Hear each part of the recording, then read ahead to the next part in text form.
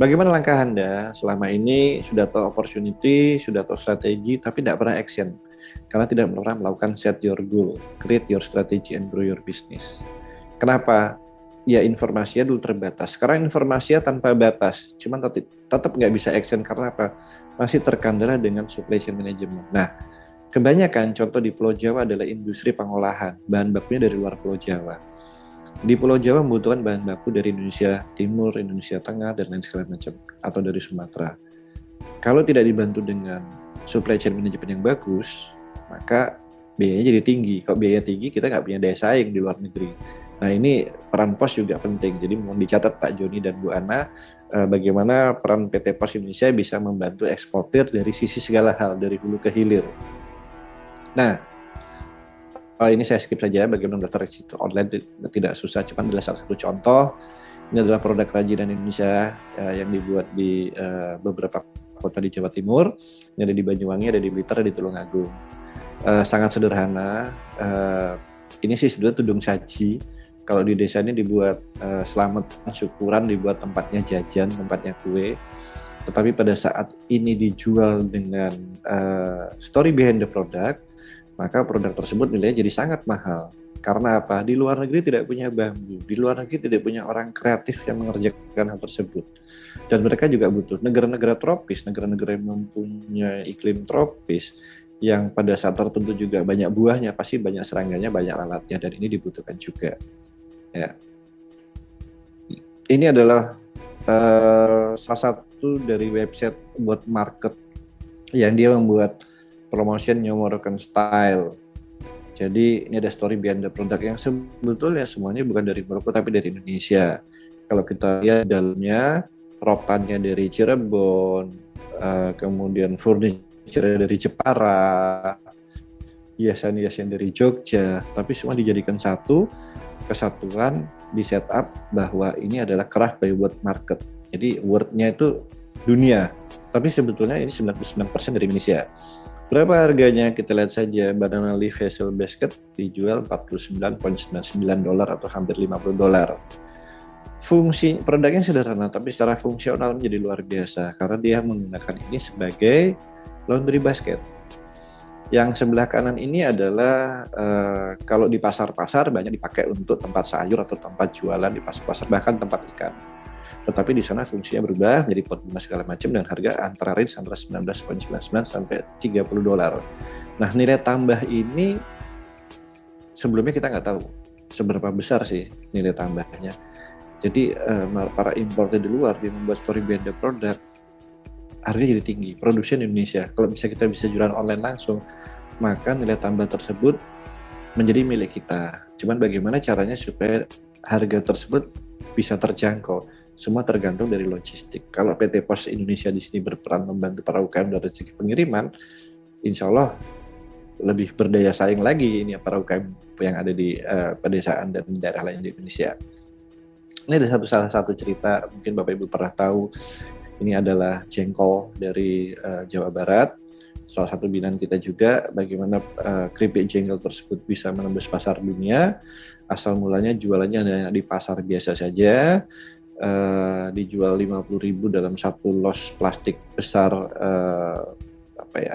5 kiloan, kemudian di packing yang rapi, kemudian di upgrade lagi dengan packing yang menarik, maka produk tersebut bisa menembus pasar ekspor. Saya bisa tunjukkan, ini bisa laku di Singapura dengan harga 3,38 Singapura dolar. Kalau sekarang Singapura dolar 10.600, kira-kira ya 40 ribuan. Ini di Malaysia, ini di Singapura juga dengan harga 3,43. Bahkan kalau saya lihat produk yang original ini selalu sold out. Ya. Bagaimana dia mengirim ke sana? Tentunya menggunakan kurir atau kargo. Nah, kalau misalnya volumenya besar, otomatis PT POS bisa sangat membantu para pelaku usaha di sana. Karena sebetulnya semua pembeli, ongkos kirim itu yang menanggung adalah pembeli. Kita juga kalau misalnya beli di marketplace Indonesia, ongkirnya biarkan kita sendiri. Ya. Tapi bagaimana supaya ongkir tersebut bisa ditekan supaya bisa harga barangnya berdaya saing. Ini adalah di Malaysia dijual dengan 10 ringgit 9,99. Kalau sekarang harganya 3.600 ya kurang lebih sekitar 40.000. Barang yang di Indonesia harganya hanya 10.000, 12.000, maka di luar negeri bisa sampai dengan 4 kali lipatnya. Nah, ini adalah salah satu cara bagaimana berjualan online yang bisa berhasil dari UKM di daerah bisa menembus pasar dunia. Nanti saya akan tunjukkan videonya, tapi saya lanjutkan dulu. Bagaimana mengemban produk? Nah, yang penting para pelaku usaha di daerah, para UKM, bagaimana meningkatkan dari upscaling dari yang seperti botol PET menjadi yang sebelah kanan adalah branding yang bagus. Sebetulnya kalau dilihat, ini kalau di pasar-pasar tuh jus tirsak harganya mungkin Rp5.000. KPP-nya 2.500 dengan botol PET sekitar Rp400-300, dijual Rp5.000. Biasanya kalau ditaruh di toko konsinyasi 10%, Rp4.500 masih ada keuntungan selisih sekitar Rp2.000. Tetapi dengan 600 ml isinya itu kalau dipindah sini sama-sama 600 ml juga, tetapi dengan branding yang bagus, maka ini harga botolnya cuma Rp2.000, tetapi dia bisa jual di pasar modern harga sekitar Rp18.000. Dan para konsumen melihat yang kiri dan yang kanan, mau beli yang mana? Pasti semua orang beli yang kanan. Alasannya apa? Lebih bagus, lebih terpercaya, lebih bonafit, padahal juga istilahnya isinya juga sama. Tinggal sekarang pilihan konsumen, segmen yang mana? Akan melihat branding, penampilan, atau lihat isinya. Kalau saya yang sudah tahu, saya pasti beli isinya saja. Tapi kalau orang yang belum tahu dan dijual di segmen pasar yang berbeda, maka penampilan adalah nomor satu. Ibarat kita kalau misalnya berpenampilan lebih keren, lebih dandan, maka lebih percaya diri. Begitu juga dengan Bapak Ibu sekalian. Bapak Ibu nggak usah khawatir masalah packaging. Yang bayar siapa? Bukan Bapak Ibu produsen, yang bayar yang beli kok. Konsumen yang bayar. Ya. Ini adalah nasi liwet dari Garut. Ini bisa ekspor ke UAE dan USA. Kenapa? Kemasannya bagus. Dan semua zaman sekarang, zaman milenial, semuanya pinginnya adalah instan. Nggak usah capek-capek, tinggal seduh dengan air panas, sudah bisa dimakan dengan enak. Ini adalah sukun, Bapak Ibu sekalian. Ini adalah salah satu hasil dari BUMDes yang ada di Jawa Timur. Sukun ini kalau misalnya di pasar-pasar mungkin dijual Rp1.000-1.500. Tapi bagaimana sukun tersebut bisa masuk ke pasar Amerika Serikat? Produksinya biasa tidak besar-besar sekali, tapi prosesnya baik dan dia menjelaskan story behind the product, ada nilai informasi gizinya, di packing yang bagus, maka sukun tersebut bisa diekspor sampai ke Amerika. Kenapa? Setelah orang Amerika melihat nilai informasi gizi, sukun tersebut mengandung kadar karbohidrat yang sangat tinggi. Buat mereka, breakfast dengan sukun sudah cukup. Tapi kalau dijual sukunnya kayak di pasar-pasar yang digoreng di pinggir jalan, ya tidak menarik. Kalau dikemas yang baik, maka akan jadi menarik. Jadi kemasan itu penting. Dengan dikemas yang baik, maka sukun tersebut bisa jalan-jalan sampai ke Amerika. Ini adalah contohnya bagaimana tembus ke Amerika. Ini ekspor perdana yang kita fasilitasi dengan digitalisasi, mereka bisa menembus ke sana. Dan alhamdulillah sekarang setiap 2 minggu satu kontainer yang nilainya sekitar $37.000. Ini juga kirim sampelnya, saya nggak tahu sih. Mudah-mudahan PT Pos setelah ini bisa ngirimin sampel banyak ke luar negeri. Nah, intinya adalah nilai informasi gizi. Banyak pelaku usaha kita tidak pernah mempunyai nilai informasi gizi atas produknya, khususnya untuk produk makanan dan minuman. Kenapa? Gini aja laku kok, ngapain capek-capek. Nah, kalau misalnya diinformasikan lebih jelas, maka kan akan menjadi daya saing yang cukup baik. Intinya, merek atau brand punya nilai. Kalau kita beli di pasar, mungkin 20.000 itu ada. Tapi kalau kita belinya di mall, maka 150.000 nilai sudah berbeda. Karena apa? Orang yang belanja ke mall itu butuh kenyamanan. Orang yang belanja di mall itu butuh kenikmatan. Jadi bukan hanya belanja. Jadi kadang-kadang dia cari milih toko yang bagus, ya. Pelayan yang SPG-nya ramah. Kemudian packaging-nya baik. Dan semua itu yang bayar siapa? Bebannya di konsumen. Tetapi Bapak Ibu bisa mendapatkan nilai tambah yang lebih tinggi. Ini adalah packaging. Jadi kalau mau ekspor, Bapak Ibu sekalian banyak yang tidak memikirkan ekspornya. Nah, ini adalah packaging dari shipment. Kalau ini dari kurir, saya berikan contoh. Saya baru tahu dari Bu Ana tadi ternyata PT Pos sudah punya packaging yang bagus. Dan ini adalah salah satu contohnya. Kita kalau ngirim ke luar negeri disesuaikan dengan packagingnya supaya lebih hemat. Karena semua itu akan mengikuti packaging, ya, bukan produknya. Tetapi ternyata ekspor juga sudah ada post export. Kami beberapa kali sebelum ini ya, kami beberapa kali berusaha bekerja sama dengan PT Pos Export, tapi alhamdulillah akhirnya baru direspon kemarin, dan insya Allah dalam bulan ini kita akan ada PKS dengan pos yang di wilayah Jawa Timur. Jadi kami akan memfasilitasi seluruh pelaku usaha bisa mengirimkan sampel.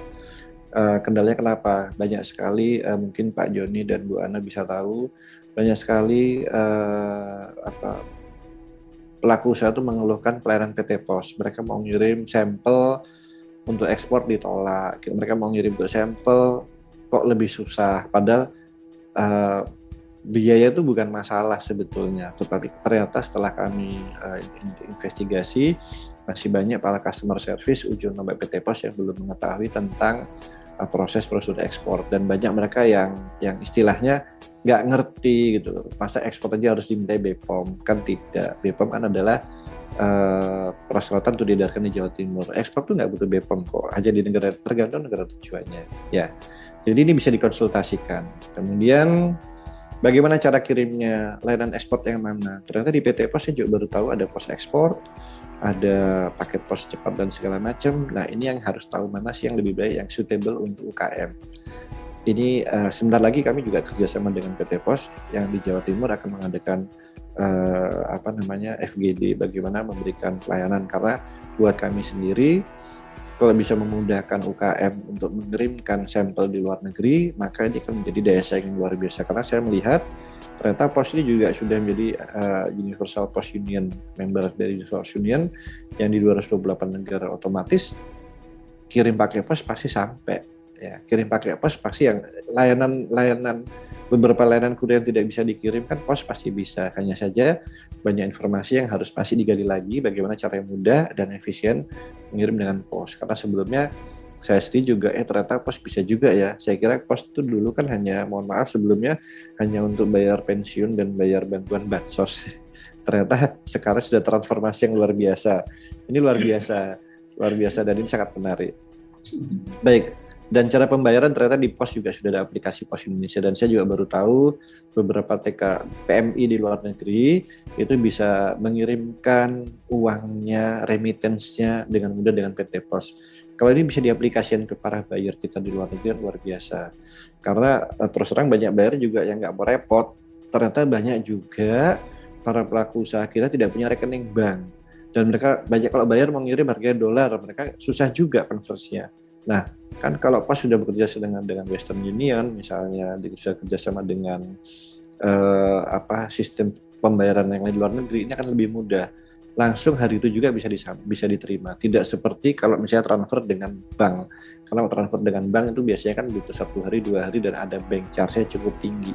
Kalau dengan sistem payment di aplikasi Pos, mestinya akan memudahkan dengan sistem PosPay. Nah, bagaimana mengisi gap peluang ini? Yang di sisi sebelah kiri itu adalah sisi pengusaha UKM yang ada di Indonesia, pelaku usaha ekspor. Punya produk yang mempunyai daya saing, punya kapasitas yang cukup, punya sumber daya manusia yang banyak, sumber daya alamnya ada, produk yang kompetitif, punya hasil olah yang bagus, dan punya produk berdaya saing. Cuman kelemahan kita adalah yang di sebelah kanan, standarisasi produk, sertifikasi produk, informasi pasar, kapasitas terbatas, kualitas belum terjamin, dan saya lupa mencatat satu lagi adalah logistik yang kurang mendukung di daerah terpencil Indonesia. Tapi insya Allah dengan PT Pos yang sudah tertransformasi seperti ini akan menjadi memudahkan para pelaku usaha yang ada di Indonesia.